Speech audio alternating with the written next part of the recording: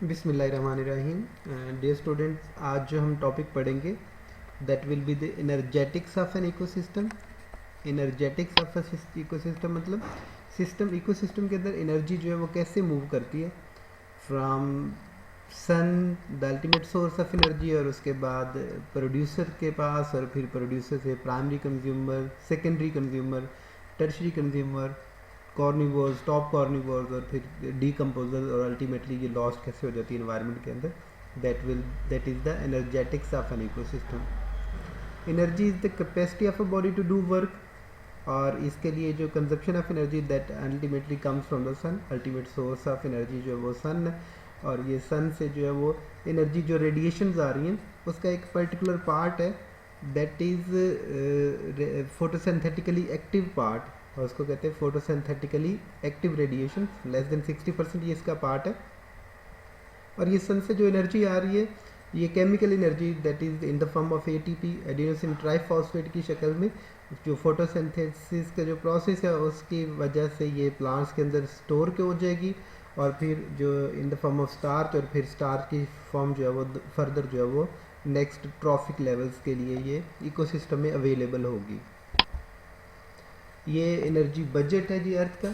यहाँ पे देखें तो ये सन से जो एनर्जी आ रही है उसका ऑलमोस्ट जो है 51% जो है वो, ये देखेंगे इस डायग्राम में, ये 51% जो that is absorbed by the land and ocean, और बाकी जो है वो लॉस्ट होता जा रहा है। ये कुछ ये पहले ही रेडिएट हो रहा है, रिफ्लेक्ट हो रहा है, ये reflect to the atmosphere, to the clouds and to the earth surface, और बाकी ये यहाँ पे एब्जॉर्ब होने के बाद जो है वो रेडिएट हो रहा है। ठीक है, ये जो पहले वाला पार्ट होगा येलो शक्ल में दिखाया गया, ये रिफ्लेक्ट है जो कि क्लाउड से, एटमॉस्फेयर से या सरफेस से रिफ्लेक्ट हो रहा है, और जो सेकंड ये वाला पार्ट है दैट इज़ रेडिएटेड। ठीक है, ये अर्थ से एब्जॉर्ब होने के बाद ये रेडिएट हो रहा है, ये radiated to the space from clouds and the atmosphere and radiated directly to the space, और यहाँ पे radiated radiation absorb by the atmosphere. तो ये वाला पार्ट जो है वो रेडिएटेड पार्ट है, ये रिफ्लेक्टेड, और यहाँ पे ये एब्जॉर्ब पार्ट है। तो ये इस energy that is the earth energy budget. जहाँ पे जो एनर्जी आ रही है अर्थ के ऊपर, तो ये सबसे पहले एब्जॉर्ब होगी प्रोड्यूसर्स के पास जो कि ग्रीन प्लांट है, और उनको हम प्रोड्यूसर्स कहते हैं, और they might be the terrestrial ecosystem में अगर देखें तो यहाँ पे हर्बीवोर्स या वुडी प्लांट्स हो सकते हैं, और इसी तरह से अगर हम एक्वेटिक इकोसिस्टम में देखते हैं तो यहाँ पे फाइटोप्लैंक्टॉन्स, एल्जीज, और यहाँ पे ये एक्वेटिक इकोसिस्टम के प्रोड्यूसर्स होंगे। Those are ultimately the green plants। ये जो ग्रीन प्लांट्स के बाद, प्रोड्यूसर्स के बाद, ये चली जाती है एनर्जी जो है वो कंज्यूमर के पास, और ये जो कंज्यूमर्स होते हैं ये सारे एनिमल्स दो डायरेक्टली और indirectly depend upon the producers for their food need, इसलिए इनको कंज्यूमर्स कहते हैं या हेट्रोट्रॉफ्स भी कहते हैं। तो ये डायरेक्टली और इनडायरेक्टली का मतलब, जैसे ये काव है, ये ग्रीन वेजिटेशन को, ये ग्रासेस को खा रही है, तो ये डायरेक्टली इसका सोर्स ऑफ फूड है। जबकि यहाँ पे ये देखें, ये बच्ची जो है, ये बेटी जो है, ये खा रही है, चिकन को खा रही है, और ये चिकन ने फीड किया था डेफिनेटली ग्रेन्स के ऊपर, तो ये इसका जो है वो सेकेंडरी हो गई, या फिर ये इनडायरेक्टली जो है वो डिपेंड कर रही है प्लांट्स के ऊपर या प्रोड्यूसर्स के ऊपर फूड के लिए। तो ये डायरेक्टली या इनडायरेक्टली डिपेंड करना फूड के लिए प्रोड्यूसर पे, दोज आर द कंज्यूमर्स। इसके बाद एनर्जी जाती है बेटे डीकम्पोजर्स के पास। डीकम्पोजर हेटरोट्रॉफिक ऑर्गेनिजम्स होते हैं, मेनली फंजाई एंड बैक्टीरियाज हैं, जो क्या करते हैं, जो अपनी फूड की एनर्जी की रिक्वायरमेंट को जो है वो फुलफिल करते हैं by decomposing the dead organic matter. तो ये डेड ऑर्गेनिक मैटर को जो है वो डीकम्पोज करके उनसे जो है वो एनर्जी जो है वो जो इनके अंदर ट्रैप होती है इनकी बॉडीज़ के अंदर, उसको ये लेते हैं, एंड उनको जो है वो सेप्रोट्रॉफ्स भी कहते हैं। यहाँ पे एक और फ्लो में, एक और एनर्जी डायग्राम में दिखाया गया कि ये सन से एनर्जी जो है वो प्रोड्यूसर के पास आती है, और ये फोटोसिंथेसिस से ये अपने अंदर जो है एनर्जी को फिक्स कर लेते हैं केमिकल फॉर्म में, एडिनोसिन ट्राइफॉस्फेट एटीपी की फॉर्म में, स्टार की फॉर्म में, और फिर ये जाएगी जो है वो प्राइमरी कंज्यूमर के पास। ये प्राइमरी कंज्यूमर्स है, हर्बीवोर्स हैं। उसके बाद ये सेकेंडरी कंज्यूमर के पास, और ये नेक्स्ट ट्रॉफिक लेवल के अंदर जो मूव करती जा रही है, तो इसकी साथ साथ इसका जो है वो लॉस्ट भी होता जा रहा है, और ये लॉस्ट हो रहा है in the form of heat. ये आर यहाँ पे लेटर से शो किया गया है, और ये जो नेक्स्ट लेवल के ऊपर ये जो एनर्जी जा रही है, ये consumption of energy that is in the form of, ये एनर्जी जो जा रही है ऑर्गेनिक मैटर की फॉर्म में, इसको सी से यहाँ पे ये फुट नोट में देखेंगे तो ये की भी दी गई है, यहाँ पे are energy loss through respiration, और ये सी consumption by the organism at higher trophic level.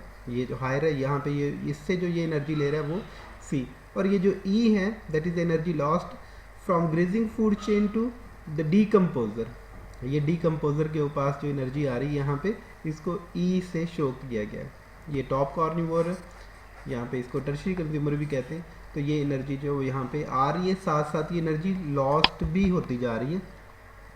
यहाँ पे देखेंगे तो ये यहाँ पे ये सन से जो इतने 1000 जॉल एनर्जी आ रही है, यहाँ पे ये 10 जॉल है, फिर 10 जॉल से ये नेक्स्ट 1 जॉल जा रही है एनर्जी ट्रांसफर होकर नेक्स्ट ट्रॉफिक लेवल पे, और 1 से ये 0.1 joule energy available as a food for the carnivores. इसका मतलब है कि ये एनर्जी जो है वो जो अल्टीमेटली रिड्यूस होती जा रही है, इसकी परसेंटेज लेस होती जा रही है। तो इसके लिए एक लॉ है, this law is called the 10% law. इस 10% लॉ का मतलब है कि जो एनर्जी नेक्स्ट ट्रॉफिक लेवल पे जा रही है बेटा वो रिड्यूस होती जा रही है, 1/10 होती जा रही है, यानी 10% जो है वो फर्दर ट्रांसफ़र हो रही है, बाकी सारी की 90% जो है वो लॉस्ट होती जा रही है। This law was introduced by the Raymond Lindeman, और इसने ये कहा था according to this law during the transfer of energy from organic food from one trophic level to the next only 10% of the energy from the organic matter is stored as a flash। तो 10% store होगी, 90% जो है वो respiration की शक्ल में, या फिर ये जो हर्बीवोर्स को इन द फॉर्म ऑफ ई जो प्रीवियस डायग्राम में आपने देखा ये यहाँ पे ये ट्रांसफ़र होती जा रही है डेड और डीकम्पोजिशन के लिए। तो ये एनर्जी लॉस्ट होती जा रही है, इसको कहते हैं the 10% law. What is the 10% law? This law states that during the transfer of energy from organic food from one trophic level to the next trophic level, only 10% of the energy from organic matter is stored, और बाकी सारी जो है वो lost हो जाती है। यहाँ पे भी ये देखें, ये रेडिएशन से एनर्जी आ रही है, ये सारी की सारी जो है वो रेडिएशन लॉस्ट हो जाती है स्पेस को, रिफ्लेक्शन होकर या रेडिएशन होकर, और यहाँ पे ये प्रोड्यूसर के पास है, और प्रोड्यूसर से ये नेक्स्ट ट्रॉफिक लेवल हर्बीवोर्स के पास जा रही है ट्रांसफ़र होकर, हर्बीवोर से कार्निवोर, और कार्निवोर से further next top level carnivores पे जा रही है। और ये देखेंगे इसका जो वॉल्यूम है वो रिड्यूस होता जा रहा है, this arrow is of huge volume, और से रिड्यूस होकर यहाँ पे आ गया, ये इससे थिनर होता जा रहा है, ये इससे थिनर होता जा रहा है, ये इससे थिनर होता जा रहा है, क्योंकि एनर्जी जो है वो लॉस्ट होती जा रही है। एक और डायग्राम में यहाँ पे देखें, यहाँ पे ये 1 मिलियन जॉल ऑफ सनलाइट एनर्जी है जो कि 10% नेक्स्ट ट्रॉफिक लेवल प्रोड्यूसर ने रिस्टोर की है, जो कि कितनी है 10,000 जॉल। 10,000 का 10% 1,000 जॉल, 1,000 का 10% 100 जॉल, और 100 का 10% दैट इज़ द 10 जॉल। ये टर्शरी कंज्यूमर या टॉप कार्निवोर्स के पास जाएगी। इसी तरह से ये एनर्जी जो है वो लॉस्ट होती जा रही है, रिड्यूस होती जा रही है। इस डायग्राम, ये जो एनर्जी की डायग्राम फ्लो मॉडल होता है, इसको वाई शेप्ड एनर्जी फ्लो भी कहते हैं। According to Odum naturally 2 types of food chain in ecosystem flow करती हैं बेटा, एक है ग्रेजिंग फूड चेन, और दूसरी जो डीकम्पोजर के लिए that is detritus food chain. अब ये वाई शेप कैसे है, ये प्रीवियस डायग्राम में भी यहाँ पे देखें, दिस वन यहाँ पे एनर्जी यहाँ पे भी आ रही है प्रोड्यूसर के लिए, और साथ ये लॉस्ट होती जा रही है। देखिए ये इसका वाई का हेड यहाँ पे ये यहाँ से आ रही है, और यहाँ से आगे ये इसके 2 एरोज बन रही है, यहाँ तो ये लॉस्ट हो जाएगी, या फिर ये नेक्स्ट यहाँ पे ट्रॉफिक लेवल पे यहाँ से आए तो फिर ये आगे वाई बनता जा रहा है, यहाँ से ये इसका ये एक लाइन इसकी, और यहाँ से 9 जॉल यहाँ पे लॉस्ट होगी, 1 जॉल यहाँ पे आ गई।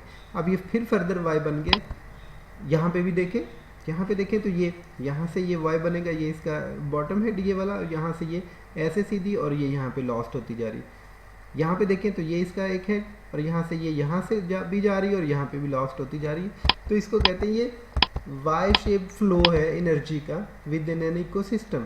एक ग्रेजिंग फूड चेन है which begin from green plant and produces and proceed towards the herbivores and then towards the carnivore. ये ऐसे जा रही है, यहाँ पे ये प्लांट से ये हर्बीवोर से ये प्रीडेटर या कार्निवोर जिसके होंगे यहाँ पे जाएगी, और साथ ही साथ ये प्लांट जो है वो डीकम्पोजर की तरफ भी जाएंगे डीकम्पोज होने के लिए। यहाँ पे हर्बीवोर्स है तो हर्बीवोर्स भी आगे दो तरफ जाना है, या तो वो प्रीडेटर्स उनको ले लेंगे, या उनके जो है वो कार्निवोर्स उनको ले लेंगे, या उनके जो टॉप लेवल कार्निवोर पे चले जाएंगे, और साथ ही साथ ये डीकम्पोजर के पास, तो ये इसके दो हेड बनेंगे। इस वजह से इसको कहते हैं Y shaped energy flow model that was produced by Odum 1983। इसको कंक्लूसिव करते हैं बेटा। An ecosystem is a functional unit with energy flowing among its abiotic component very effectively. Energy flow in an ecosystem always unidirectional. Energy in an ecosystem is never destroyed, but it is converted from one form to another form. Only 10%, जो 10% हमने law पढ़ा था, energy is passed to the successive trophic level. Sun is the ultimate source of energy. Plant plays a vital role in converting the solar energy to the chemical energy or making sun's energy available to the organism at high trophic level. And if any of the link in the food chain or food web, interconnected food chains जो होगी वो food web कहलाती है, is removed, energy efficient flow will not occur. तो कोई भी अगर chain break हो जाएगी तो एनर्जी का फ्लो वहीं पे रुक जाएगा। थैंक यू बेटा। इसका कोई अगर सवाल हो तो आप कमेंट बॉक्स में पूछ लीजिएगा। Thanks for watching.